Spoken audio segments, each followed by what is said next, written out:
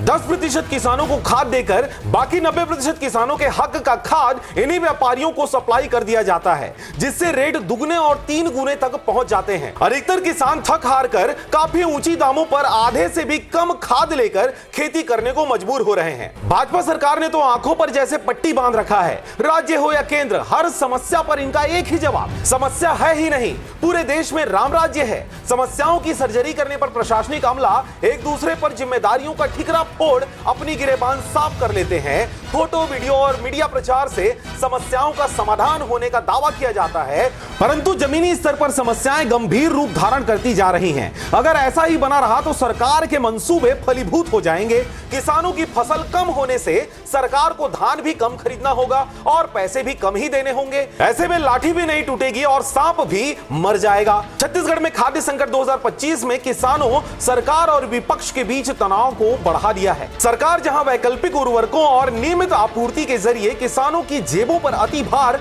डालते संकट को हल करने दावा कर रही है, वहीं विपक्षी इसे किसान विरोधी नीति करार देते हुए विधानसभा के मानसून सत्र में चरणदास महंत ने इस मुद्दे पर चर्चा करने की बात कही, जिसे विधानसभा अध्यक्ष रमन सिंह ने अस्वीकार कर दिया। अब किसानों की बढ़ती परेशानियों के बीच यह सवाल बना हुआ है कि क्या सरकार समय रहते संकट का समाधान करेगी या रक्षाबंधन, 15 अगस्त, गणेश चतुर्थी, नवरात्रि और विश्वकर्मा पूजा में किसानों की समस्याएं दफन हो जाएंगी। अगर अभी तक आपने चैनल को सब्सक्राइब नहीं किया तो कृपया चैनल को सब्सक्राइब करें, खबरों को ज्यादा शेयर करें। फिलहाल मुझे दीजिए विदा, नमस्कार।